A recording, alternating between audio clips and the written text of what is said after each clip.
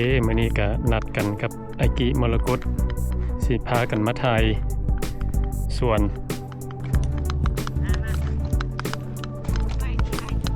สบายดีสวนอันนี้เป็นสวนนี่อย่าง น้องนี่เป็นฮอปปี้ฟาร์มส่วนแบบมิกมันมีปลูกหลายๆอย่างคือชั้นโชค ปลูกหลายอย่างเนาะ ด้วยโอ้ย จุด มา นัดก็เป็นซัมซุง โอ้ ยาคอนผสมประสานเนี่ยส่วนผสมประสาน แบบมากแบบเล่าๆกับมีเนาะ แม่น เรียกมีบางฮะว่าไง โอ้แต่ห้องกลางนี่เพราะที่ไปที่ห้องไป เดี๋ยวจะห้องนี้ อันนี้เป็นส่วนของเจ้าเนาะ โอเค ด้วย แล้วอันนั้นปลูกหลายสุดนี่อันสิเป็นปลูกอย่างนี้ ชั้นโชค โอ้อัน ไทยกับเจ้าห้องเกนตะวัน แกนตะวัน ด้วยแต่ว่าอเมริกามันห้องชั้นโชคแล้วพอก็ออกสำเนียงภาษาอังกฤษก็เก่งบางเขตก็ต้องอเมริกามันห้องอาทิโชคค่ะเมน โอ้ มันเป็นคือขิงนี่นะ เพราะว่ามันเป็นคือหัวขิงสรรพคุณมันคล้ายๆคือยาคอนแต่แตกต่างกันน้อยเดียวสรรพคุณมันนะ โอ้เคยก็บ่เคยเห็นเลยเนี่ย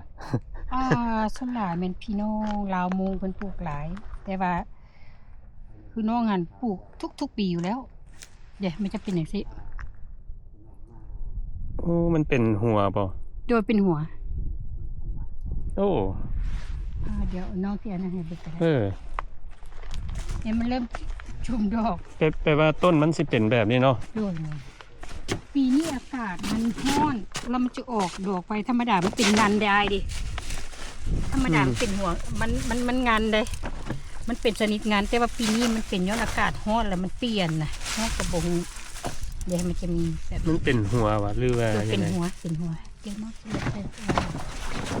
โอ้บ่เคยเห็นเลยต้นแบบนี้ มันเริ่มเป็นหัว โอ้ มันเริ่มออกหัว แบบ แล้ว หัวคือหัวขิงหัวอย่าง โด เนาะ ยแมน เขาเจ้าไปเฮ็ดอีหยังกินอันนี้นะ กินดิบก็ได้ กินดิบก็ได้ ความจริงแล้วสรรพคุณมันเป็นยา โอ้ สรรพคุณมันจะเป็นยากินดิบก็ได้ก็จะเพชรน้ำหวานก็ได้เพชรแป้งก็ได้เพชรขนมอย่างก็ได้มันได้หลายอย่าง โอ้ อันนี้ก็เพชรซากินน้ำซากินก็ได้ ใบมันนี่นะ โดยทั้งใบทั้งดอกมัน ว้าวอันนี้บอกไอ้กี้อันที่จะเว้าอัน นี่แหละ อันเพิ่นเอิ้นอันนั้น ซันโซนี่ที่มันเป็นหัวแบบนี้ โดยมันเป็น บ่แม่นบัวหิมะได้ตัวนี้มันเป็นซันโซกมากตะเวนแต่ว่าตัวนี้สรรพคุณทางยาตามน้องสาวเพิ่นให้ข้อมูลมาโอ้พี่ลึกหลาย โอ้ บ่เคยได้ยินมันบ่ บ่ บ่เคยได้ยินคนบ้านนอกบ่เคยได้ยินแต่ว่าไอ้กี้ก็บ่เคยได้ยินจักเทื่อจนว่าน้องสาวส่งข้อความไปว่าเพิ่นมาอธิบายสรรพคุณทางยาสู่ฟังโอ้จังฮู้ว่าอยู่เพชรสโนก็มีคนปลูกบัวหิมะแต่ก่อนอายมาต้นสำนี้แต่ว่าต้นนี้เป็นหัวแล้วเนาะเอาคือลกขึ้นมานี่ โอ้บ่เป็นหยังเพราะมันละลาย โอ้มันหลายแล้วก็เลยลกเลยเนี่ย ลกให้เพิ่นเบิ่ง คนลกให้ สอ เบิ่ง คนบ้านนอกเบิ่ง เป็นแบบนี้ เบิ่งสิกินให้เบิ่งเด้อคันว่าจังซั่นเพราะว่าน้องสาวว่า ล่างกันบ่ ยาแล้วเฮ็ดให้ FC เกินน้ำลายหรือบางเทื่ออาจสิยีน้ำก็เป็นได้เด้น เป็นยาเนาะ อย่ากินน้ำลายเลยพี่น้องเด้อ เอาเสร็จ ของดี ขอบคุณแดงยา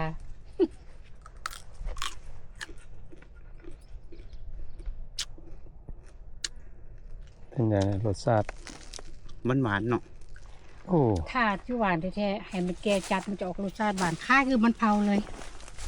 เกือบเทียบเท่าฮอดมันเผา โอ้ หัวมันก็เกือบเท่ากำปั้นแล้ว อันที่ลกขึ้นมาเนี่ยเอาลงดินขึ้น โอ้ บ่ โดย ส่วนว่าอายสิร้อยเสืองใส่ทงเมื่อนี่ เอา ก็เอา เมื่ มา อเอาเมื่อเอาเมื่อ ไหลเลยเด้อ เอาเมื่อ เออ อันนี้ โอ้ หันมันก็ลดเบาหวานลดน้ำตาลในเลือดมูดเดียวกับยาคนลดน้ำตาลในเลือดมันก็เป็นเบาหวานไดบิดีเนี่ยแม่นบอกเบาหวานตัวไดบิดีแม่น โอ้ มันนั่นลดไขมันปั่นในเลือดพร้อมมัน เห็นบ่น้องเอาให้เบิ่งงานสรรพคุณอยู่นำมันนั่นน่ะ อืม คนเบิ่งกูโกมันโอเคมันดีสำหรับสุขภาพ อันนี้แม่นชัน ดี โช สรร ค พคุณมันเป็นยา ยังบ่ทันแม่นบัวหิมะเด้ไปไปน้องสาวไป มันก็เบิ่งอีกโอ้มันไทยนี่เพิ่นว่าอันน่ะอย่าคือแบบอันน่ะ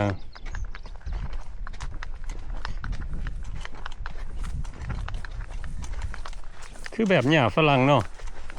คล้ายๆแต่บางเขตก็จะห้องอาร์ติโชก อา แต่ ทิ บาง โช เข ค ตก็จะห้องซันโชก โอ้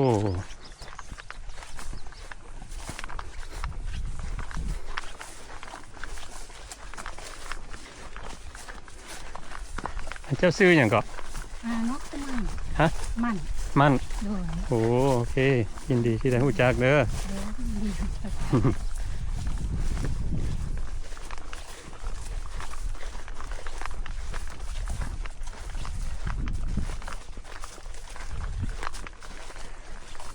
อันจักเอเกอร์นี่จะปลูกกันนี่นี่ นี่บอก อืม ฮกอีกเกอร์ 6 เอเกอร์พุ่นน่ะ โดย อ้าโธ่ อันนี้จะเป็นบัวหิมะ บ่หิมะ โดย โอ้ อันนี้ต้นบัวหิมะมันจะเป็นแบบสิ ว้าวอันจะปลูกหลายปานใดนี่บ่หิมะนี่ บัวหิมะ40กิโลแต่ว่ามันยาวคือ2 เอเกอร์ เกือบ2 เอเกอร์เนาะ โดยเกือบ2 เอเกอร์ โอ้อันนี้เขาจะเอาไปเฮ็ดอีหยังกินซะนะตัวนี้ ตัวนี้สรรพคุณเป็นยาคือกัน เป็นยาคือกัน โดยบางคนก็จะกินหัวดิบมันจะหวาน ถ้ามันแก่จัดจะเป็นเดือน12จนให้มันมีดอกระบายมันออกสีน้ำตาลจึงเป็น โอ้ เก็บเกี่ยวได้ปลูก9 เดือนมันเก็บเกี่ยวนี่ โอ้ ตัวเดียวกับตัวนี้ 9 เดือนอันนี้ก็9 เดือนคือกัน โดย โอ้แปลว่าปีเก็บแล้วก็อันได้ลกทิ่มเลยว่ะหรือว่าจังได โดยมาแล้วเก็บแล้วก็ลงถึงเลย โอ้อืมข้าก็เห็นครั้งแรกคือกันอันนี้ เพราะว่าบ่คิดว่าอยู่แฟสโนสิมีคนปลูกบัวหิมะแล้วก็ต้นบัวหิมะเป็นแนวใดก็หาก็ได้เห็นปีนี้แหละ หาก็ได้เห็น โอ้มื้อนี้เขาก็สิได้ต่างทายให้เบิดทุกคนได้เบิ่งนำกันเนาะเขาก็บ่เคยเห็น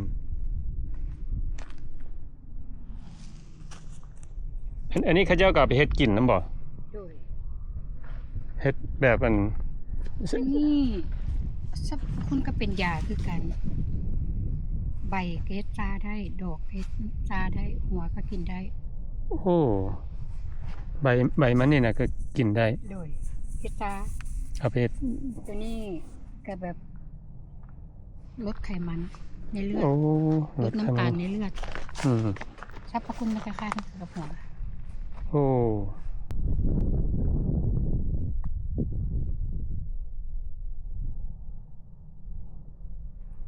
อันนี้แบบอันส่วนหลายคนนี่อย่างเขาเจ้าอันเอาไป มันมาจากใส่อันพวกนี้นะมาจากจีนบ่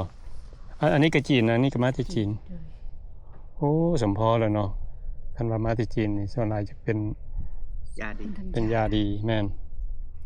เป็นยาเย็นมันเป็นยาระบายมันเป็นยาแก้หลายๆอย่าง อืมโอ้อันพุ่นกับแม่นบ่ส่วนเจ้าบ่ แม่นบัดของน้อง18 เอเกอร์ โอ้18 เอเกอร์นี่สิปลูกรวมเบิดเนาะ โดยปลูกแบบมิกเป็นส่วนมิก มิกโอ้ โดยมันเป็นส่วนมิกแล้วปลูกหลายคนโมเมนใช้ประคุณทั้งยา โอ้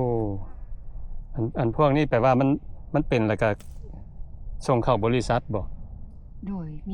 มีส่งเข้าบริษัทแต่แล้วก็มีคนซื้อแบบเป็นซื้อไปกินแดอันนี้อันนั้นมันก็หลายอย่างส่วนหลายมันเข้าบริษัท แล้วอัน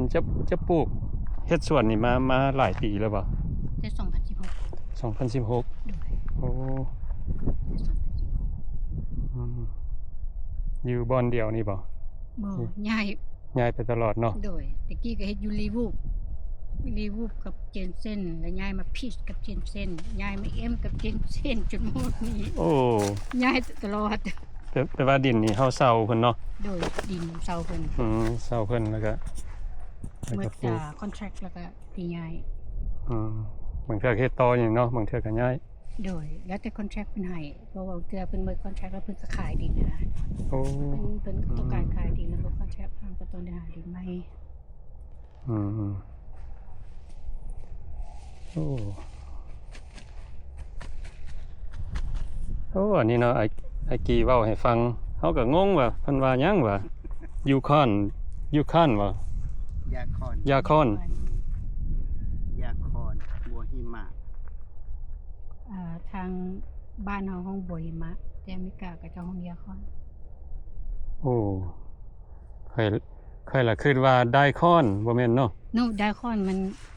ตัวหัวสีขาวค่ะ ไดคอนเป็นอันหัวผักกาด ตัว A ไดคอนหัวประกาศ C ขาว O N อืม ยาคอนตัวนี้ โอ้ บัดยามเก็บกู้ก็ที่ได้ไม่อ้ายมาแล้วมา ขอมาเบิ่งตอนเพิ่นเก็บเนาะ อืมอันนี้นี่สิปลูกเดือนใดนี่ อันนี้น้องลุงเดือน2วันที่25 เดือนสองที่สหาแล้วสิเก็บมื้ออันเดือนใดหั่นนะ เดือน11 เดือน11 โดย โอ้แปล แต่ ว่า ว่า เขา เขาก็เบิ่งตามมันนั่นถ้าว่าเดือน11มันแก่จัดเขาต้องจึงเอาออกเพราะว่าถ้าบ่แก่มันรสชาติมันจะบ่หวาน อืม เขาก็ต้องเบิ่งว่าใบมันเหลืองหรือยังแบบว่าดอกมันนั่นมันห้วยหรือยังเราจะได้เก็บ มันก็เป็นดอกเหมือนกัน เป็นดอกคือกัน มักใหญ่โอ้ยมันยังขาด ตัวได้ เลือกนะ อัน ต้นมันงามตอนนั้นหันมาตอนนั้นมันยังติดอยู่ขี้ดินอยู่เด้ เป็นแบบใบมันยังเหลืออยู่เดือนนี้ยืนต้นขึ้นมาได้เด้ โดย 2 คืบละ โอ้พวกนี้นี่บ่คืออันน่ะมากพวกนั้นเนาะพวกนี้นี่สิได้เก็บแต่เทื่อเดียว โดย แล้วก็แล้วเลย ปีะเทื่อ นี่เทื่อแล้วก็ใช้เวลาโดนอีกแม่นบ่ แม่9 เดือนจนได้เก็บ ว้าว ใช้เวลาถึง 9 เดือน แต่โอ้ภายใน9 เดือนหั่นแปลว่า ได้ใส่น้ำใส่ ใช้น้ำใช้ทุกทิศถ้าว่าอากาศร้อนอาทิตย์หนึง2 เทื่อ โอ้ ถ้าอากาศร้อนจัดอาทิตย์หนึง2 เทื่อ อืม แต่ว่าใส่น้ำหลายก็บ่ได้อันนี้บ่มักน้ำ โอ้ บ่มักน้ำอันนี้มันห้างกับเราเอาใจยากก่อนอื่น professional มันร้อน อืม professional มันอากาศร้อนหลายเราอยากเอาใจยากนิดนึง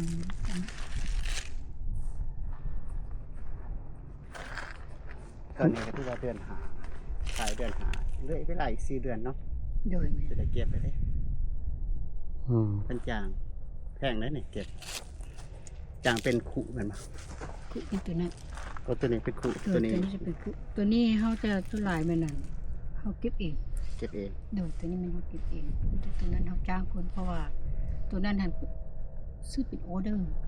อ๋อ อันนี้หันบางเทื่อก็จะมาเหมาละ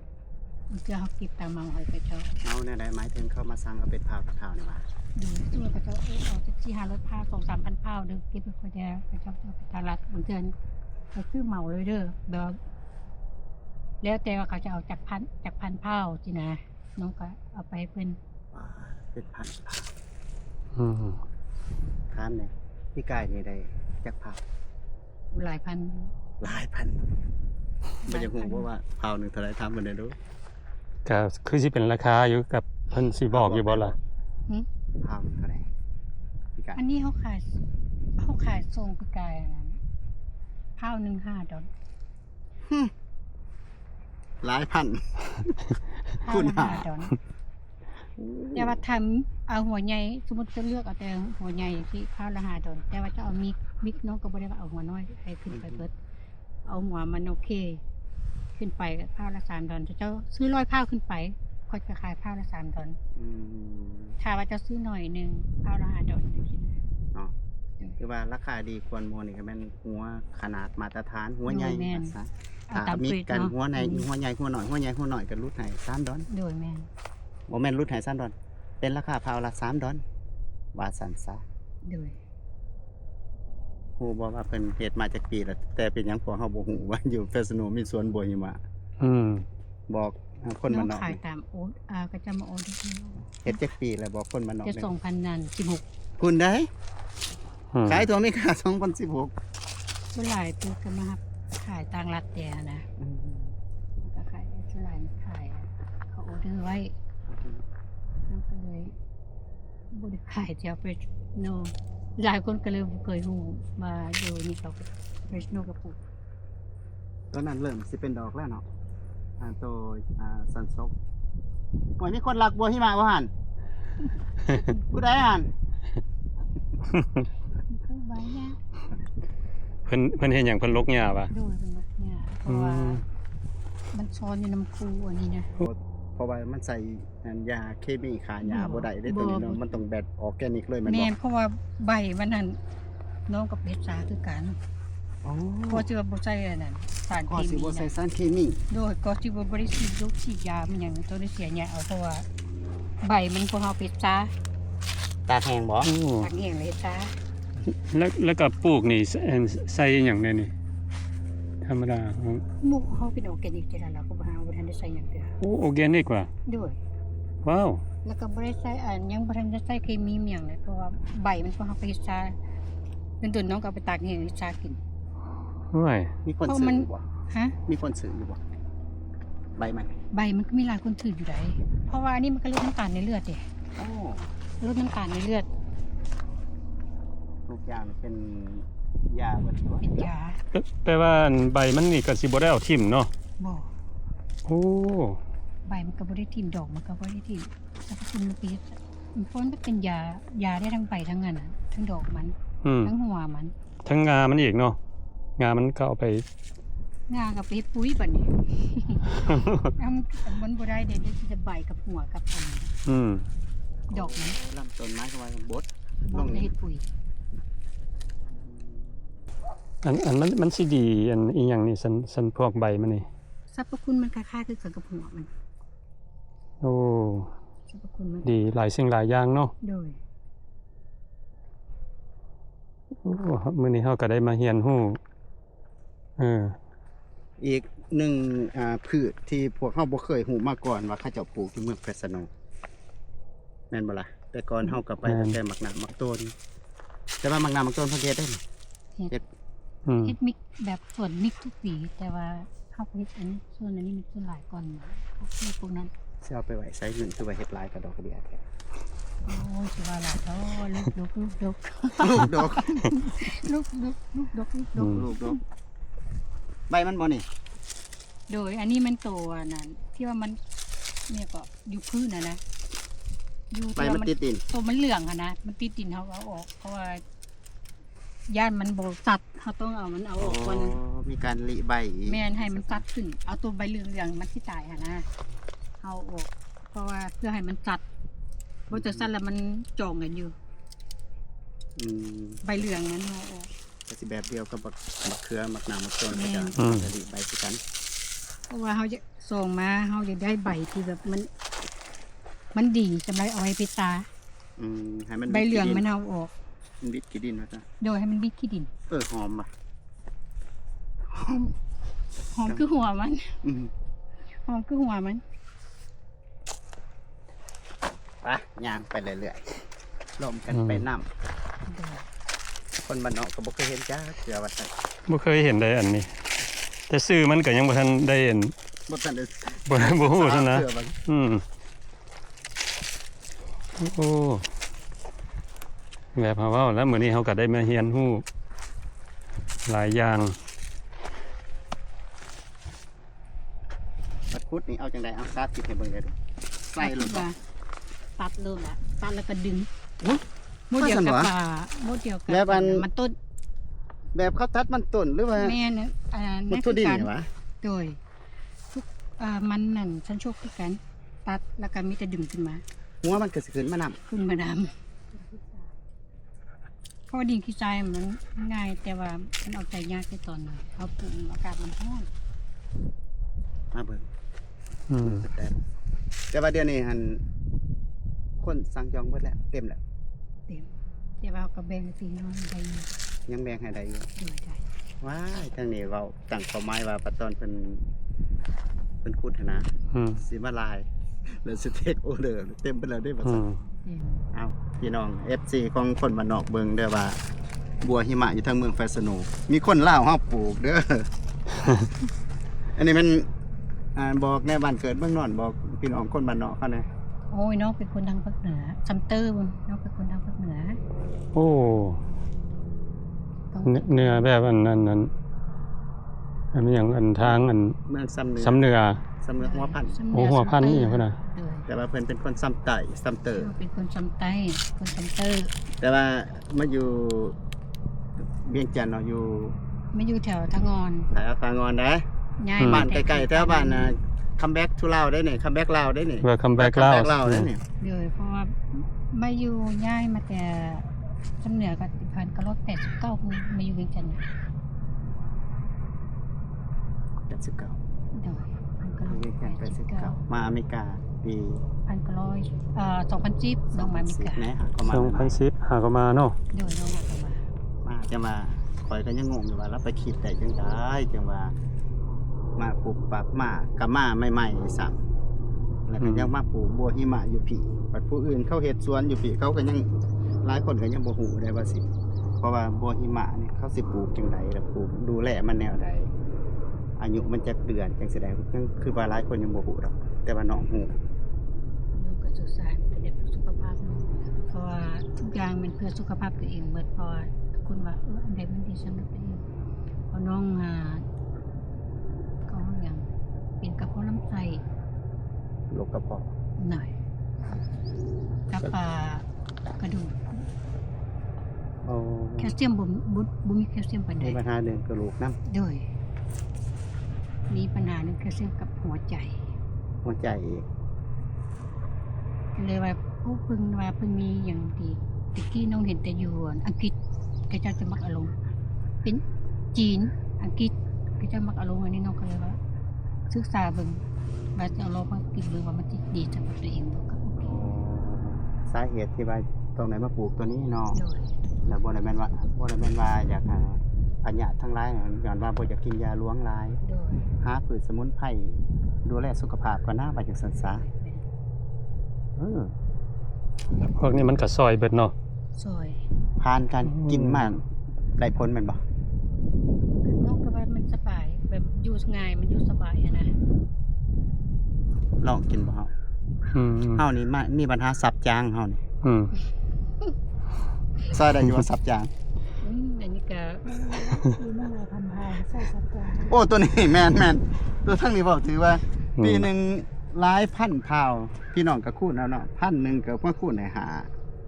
โอ้โหหาดอน อืม พันพาวก็5,000แม่นบ่บวกลบคูณหารน้องสาวเว้าสู่ฟังสุดก่อนว่าเบี้ยบ่ได้มันถึกๆเด้นี่ เริ่มจะ2,016แผงเบี้ยหนึง70ตังค์ เบี้ยหนึ่งต้นหนึง ว้าว 70ดอนพุ่นได้ อืมอืม มันมาหลังๆนี่เด้ปีนี้ปีกายนี่ขายเขาเจ้าขายในท้องตลาดเขาเจ้าขายกันเท่าใด 40กว่าดอล คูณลงทุนไปแล้วแต่ละคู่หนึงมีจักเบี้ยแต่ว่าเขาจะปลูกตัวคู่หนึงมีจักเบี้ยเว้าคร่าวๆสู่ฟัง มันเกือบ7-80แล้วแต่ว่าความยาวของเอเกอร์ของเจ้า 7-80ดอน น้องก็บ่ได้เข้าเบิ่ง 80คูณ40คู่หนึง 3,200 ดอลลาร์แม่นบ่ แม่น ลงทุนน่ะเนาะ เฉพาะเบี้ยเอาเบี้ยมาปลูก เฉพาะเบี้ย เฉพาะเบี้ยซื่อ แม่น ถือ คู่หนึงเท่าไรตัวเลขกลมๆก็คู่หนึง 3,000 ดอลลาร์มานี่มาคูณให้40คู่เท่าใดแล้วลงทุนใส่นี่ ๆอืม โอ้ ตัวนี้มัน40ปลายแต่ว่าแล้วแต่บางบอนก็จะขายถึงลง แต่ว่าตอนน้องเริ่มต้นเบี้ยละ70ดอล แสดงว่าพวกเขาอาจจะได้ยินคำว่าน้องสาวบอกว่าหลายๆพันพาวแต่ละปีเก็บผลนะครับจำนวนน้ำหนัก พวกเขาว่าว้าวว่าสั่นแต่ว่ามาบวกลบคูณหารต้นทุนเพิ่นห่วยกัน มันก็บ่ได้มันก็บ่ได้ง่าย อืม บ่ได้ลื่นกันหลายปานใดได้ ตัว พี่น้องอาจจะว่าเบาโผอันนี้ความจริงได้นี่คู่หนึ่งไรตัวเลขกลมๆกับ80ต้นเบี้ยหนึ่งนี่40ดอนในเราปลูกเพียงนี่2เอเกอร์มันมี40คู่เท่าใด ฮะ เท่าใด บ่แม่นเป็นเข้าแสนพุ่นล่ะ แม่นบ่น้องสาวเงึกหัวว่าแม่นว่าสั่นเบิ่งเด้อสิไล่เบิ่งเด้อเฮาไล่ว่าคู่หนึง 3,000 เนาะ อันนี้กาซื่อๆเนาะ 3,000 คู่นี่40 อืม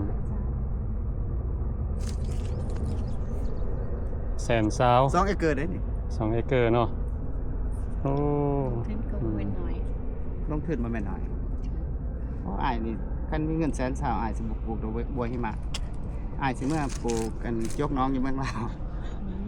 แต่ความมักของคนอีกได้อันนี้เกษตรก็ได้เด้อ เนาะ อืม ย้อนจากความมักแล้วก็สุขภาพเจ้าของ เออ คนคืออ้ายจะไปจุกน้องนี่บ่น้องแล้วมาลงทุนบ่มา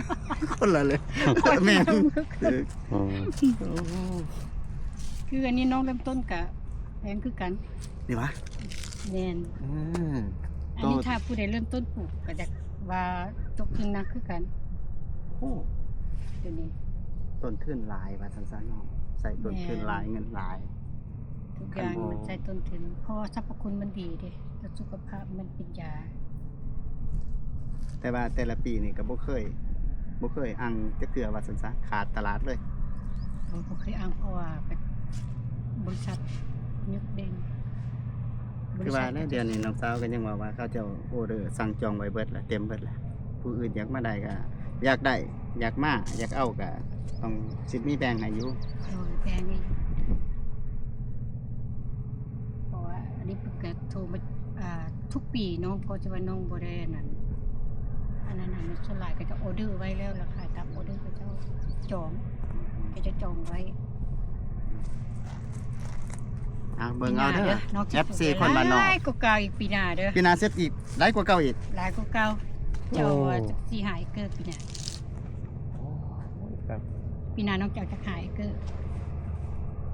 น้องคาดการณ์ได้บ่ว่าใน40คู่นี่ปีนี้สิได้จักข่าวเอาหัวกาว่าสำหรับปีนี้ น้องฮู้แต่ว่าต้นหนึงหั่นแล้วแต่ว่าปีมันอากาศร้อนอากาศหนาวเนาะถ้าอากาศมันพอดีผลผลิตมันก็จะได้หลาย ถ้าอากาศร้อนจังซี่อากาศร้อนจัดหลายผลผลิตมันก็บ่อยากงอกบ่อยากงามปานใดเอาต้นหนึงไล่ทิมๆว่าต้นหนึงเกือบ10กว่าโลน่ะบ่ฮ้องไปได้ 10 ชอบปลายเผา เศร้ากุพาวแล้ว เพราะว่าสองหัวมันเกือบได้โลมันคือสองหัวโลจังซี่นะบางหัวก็หัวละโลปลายสินะเฮาก็กาบ่ได้ว่า มันจะเพราะว่าหัวใหญ่มันก็เกือบโลปลายแล้วเด้หัวใหญ่นะแต่ในหัวธรรมดาหัวมีเดียมหรือปานกลางก็2หัวโล ต้น ไป อะไรต้นหนึง10โล เดี๋ยวต้นหนึง10โลได้ก็ประมาณ 10โลโอ้ยกะไรหยา ถึง ตัว ว่า เลขหลายโคตรไปนี่ เอาไว้แบบ อืม เก็บละไอ้มาพยายามเฮาอ่ะน่ะเก็บกับพวกอ้ายมาเพิ่นนำกัน เพราะว่าเป็นหยังจะมาถามเพื่อว่าหลายคู่หลายคนปีสิมาเห็นน้องสาวหมันเนาะหวยปลูกบัวหิมะเราลงทุนเท่านั้นเท่านี้แล้วรายรับเราก็อันนั้นอันนี้นะหวยหลายคนสิอวยมาปลูกน้ำโปรจักคือไอ้กีนี่แหละไอ้กีว่าโอ้บ่ไหวดอกดูแลมันออกลำบากในจังหน่อยแม่นบ่เพราะว่าน้องบ่ได้ใส่สารเคมีแล้วเนาะ ดีพากันเกียร์ยาวได้ เพราะว่า ต้องได้ใส่มาซีนตัวนั้นบ่ ไม่ต้องดูแล้วก็บางอันนี้ก็เป็นเฮามันคอยเดียมันต้องได้มาเสียหญ้ามันเสียหญ้าไปเพราะว่าทั้งใบทั้งดอกเขาก็สรรพคุณมันคือโนวาและเบต้ามันก็แก้เป็นดีท็อกลำไส้น่ะ ใบมัน ด้วย เป็นสระดีท็อกซ์ลำไส้ โดยเป็นดีท็อกลำไส้น่ะ ล้างของเสียในลำไส้ ด้วย อืม เป็นใบเป็นดอกสรรพคุณหลายอย่าง ต้นง่ายเลยอันนี้ก็ได้ ตัวนี้มันมาเกิดอยู่ที่เนาะ ด้วย ทั้งมาเกิด เขาแง่ออกจากคันที่ บ่เพราะว่าบ่เทื่อหิวไปแล้วมันเหี่ยไปนำ เพราะว่าพวกเขาปลูกเองเดี๋ยวนี้นะหิวใส่คุกปลูกไปก็ใส่กับอันนี้ เป็นยังไง พี่น้องเห็นและบ่ อืม มันใหญ่ขึ้นพวกเราละบ่อย มันก็ใหญ่ขึ้นแล้วเนาะแต่ตอนมาหาเพิ่นสุดนั่นน่ะมันยังเมบอยู่กับพื้นอยู่ใบมัน แต่ว่ามาบาดนี่ครับขึ้นวิทย์แล้วยืนต้นละป่านน่ะเพิ่นว่าบ่ต่างไอ้กี่บ่ต่างมันก็คือเก่าโอ้ยมันก็ต่าง อยู่ นั่นแห ใน ละ ถุงมื เนาะ อเพื่อมันเก่าเลยล่ะ น้องอยู่กับนี่เด้เนาะ โดย ไม่เห็นก็คือ ต้นมันใหญ่สุดกับซ้ำนี่แหละมันจะบ่สูงหลาย บ่ โดยมันผู้ดีซ้ำนี่ต้นมันน่ะมันจะบ่สูงหลายคือกันกับปลาอื่นนะครับ พวกนี้ก็อันน่ะมีประโยชน์บ่เนาะเป็นดอกเป็นใบ ทั้งใบทั้งดอกมันนี่จ้ามันจะออกรสชาติหวานๆนิดนึงเอาว้าว เวลาเคียงเราไปกินแล้วเป็นจ้ามันจะออกหวาน อืม หวานมันจะบ่หวานหลายแบบหวานนิดนึง อืม อันนี้มันเป็นระงับน้ำตาลในเลือดกันแต่ตัวนี้นะ อืม ไดบีดีนี่ดีที่สุดเลยกินอันนี้ โอ้ เบาหวานไขมันปั่นเส้นเลือดโบ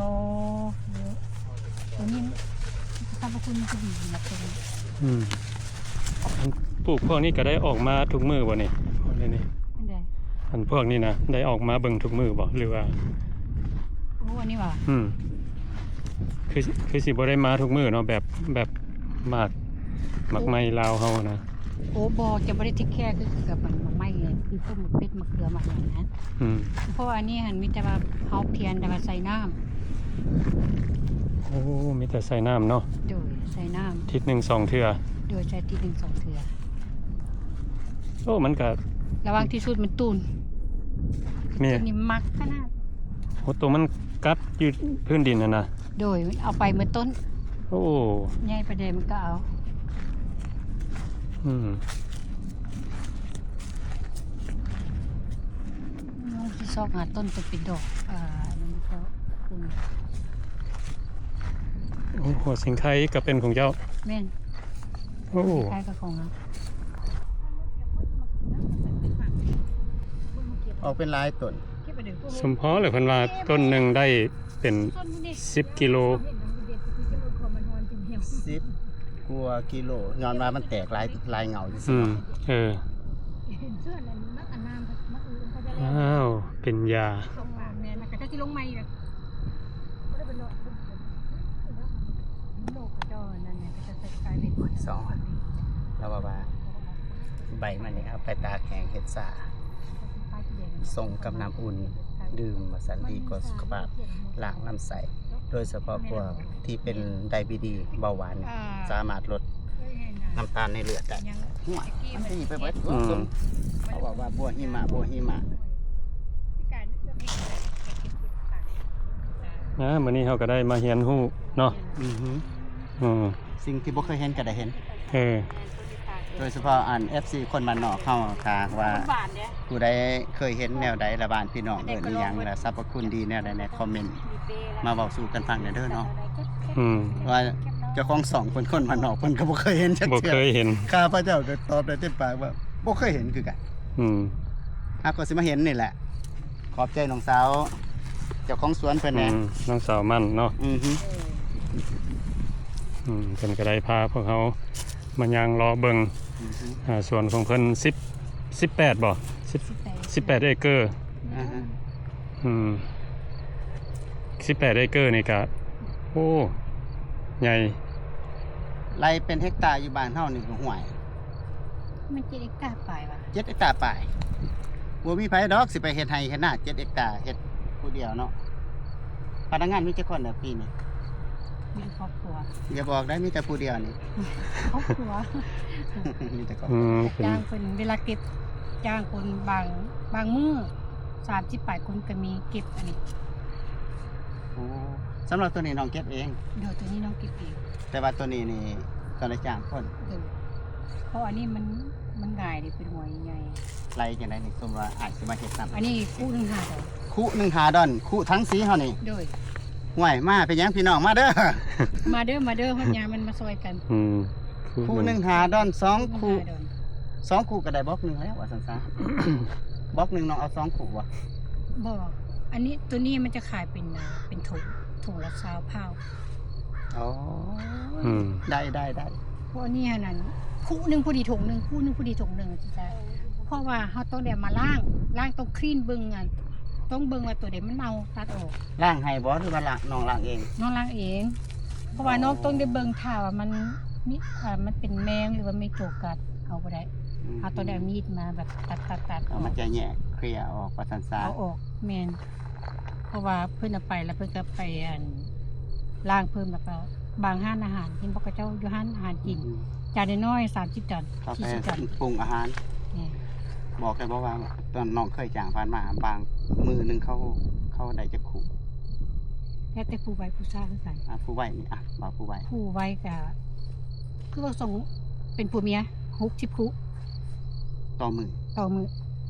เฮ็ดแต่จะโมงแต่เสาเลยบ่ลุยแต่เสา ก็จะก็8 9โมงก็จะถึงมา เอาจังไดดึงรถบ่ดึงเอารถ ผู้น้องเป็นคนตัดให้ โอ้ แล้วมีแต่พวกอ้ายมาดึงขึ้น เหลือแต่ต่อ โดยเหลือแต่ต่อ บ่ได้ใส่เสียมใส่หยังซอบเหงาเลยมีแต่ดึงขึ้น ดึงมันง่าย ดึงแล้วก็สั้นๆขี้ดินออกแล้วก็ปิดหัวใส่ผู้ แม่น อ๋อ ตัดก่อน อืม ค่ะว่า มาลองเลยถึงหูมาลอง อาจจะมาลอง คู่หนึ่ง5 ดอนเนาะ ตัวนี้ คู่ เนาะ คู่หนึงหาดอน อืม และบ้านนี้คือเราบอกว่าผัวเมียหันแต่ละมือบางผัวเมียเขาได้60คู่ อืม แสดงว่ามือนั้น2ผัวเมียได้ผู้ละ150แล้วได้300แล้ว แม่น ต่อมือได้หัน เอามือ อืม แต่มันขายยาก ฝาก ว่าอันนี้มัน ฝากตัวเป็นพนักงานเนี่ยเด้อใส่ของเคียงแอวมากครับมาดึง มันได้คู่อันนี้มันได้จกซับในดินได้ จกซับในดิน เพราะอันนี้ส่วนใหญ่จะเป็นน้องจะปลูกซับในดินหมดที่นี่ แม่นหั่นแหละ ฟังดนเติม ว่าใส่ดินซับในดินบัดเลยเนี่ย ซับในดินขึ้นในน้ แม่นเพราะว่าต้นได้จกขึ้นมา ำดึงขึ้นมาครับสิว่าอะไรกัน บอกว่าจะใครกินบ่มัน นี่แต่บ่หัวเงินหัวคำนะโอ้ยได้อยู่เข้าใจได้ละ อืม โอ้ย จะเอาให้แต่มือนั้นยังสองหัว โอ้ยขอ ใส่ สู้ หอดบ้าน โอ้ยขออยากนอนเฝ้าสวนอยู่นี่เด้อพี่น้อง อืมขึ้นฮอดบ้านวะ ขึ้นฮอดบ้าน อืม ก็ทำเมืองลาว ให้มันแล้ว เห็นยาหลายๆอยู่สิ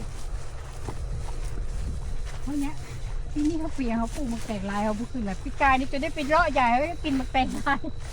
มักแตงลายมักแตงนวลปอมๆผันบ่ โดยแตงลายบ้านเขาอะนะ ดอกมันนี่แบบนี้นี่เพิ่นเอาไป พี่ตา เฮ็ดซาเนาะ โดย โอ้ เอามีดตัดน้อยมันนี่เก็บ อืม มันจะออกรสชาติ อืม หวานตัวนี้การลดน้ำตาลในเลือด โอ้ ลดน้ำตาลในเลือดอันนี้นะ ลดน้ำตาลในเลือด แมนดี ดี พอ เบา กัน ห ใส่ วานมาสันสา แมน มักบวบหอมบ่นี่ ฮะ มักบวบหอมบ่ อันนั้นมักลอย มักร้อย โดยอันนั้นมักลอยอันนั้นมักงูเงี้ยว มักร้อยจังได๋มักบวบตัวพ่อแม่นั่น อ่า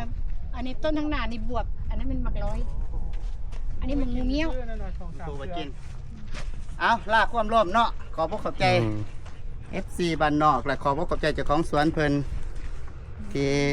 เขามาเบิ่งมาซ่อมติดตามเนาะ อืมแล้วก็ขอขอบใจเจ้าของสวนนี่แหละละลาย เพราะว่ามื้อนี้เฮามาเรียนรู้ได้มื้อนี้น่ะ อือฮึ และสิ่งที่เฮาบ่เคยเห็น ก็ได้เห็น ก็ได้เห็น อืม ขอบใจที่เปิดสวนเปิดความหูเปิดโลกทัศน์ให้พวกเฮาเบิ่งมีหลายคนก็สิเคยเห็นหั่นแหละแต่ว่ามีคือพวกเฮาได้บอกความซื่อพวกเฮาบ่เคยเห็นบ่ฮู้แล้วก็นักเข้าไปกว่านั้นคือบ่ได้คิดว่าคนลาวเฮาสิมาปลูกบัวหิมะขอบใจหลาย ขอบใจหลาย ๆดีมีแฮง อยู่ดีมีแฮงด้วยโชคดีปีใหม่ไปทุกคน มื้อหน้า ปัญ บ่ ญาฮอดยามเก็บ มาหาน้องอีกเลยจ้ะ ย้ำไปก่อนมื้อหน้าสิถือโอกาสมาเยี่ยมญาติอีกกับคนบ้านนอกเนาะ อืม เพื่อการเจริญเติบโตการขยายตัวเข้ามาจนกลัวว่าน้องได้เก็บพุ่นน่ะบางเทื่อเพิ่อๆก็สิได้แอดกลับมาเป็นพนักงานนำเป็นกรรมกรให้ ก็มาเยี่ยมยามน้องใหม่ โอเคขอบคุณขอบใจเนาะ ขอบใจละลายขอบใจอืม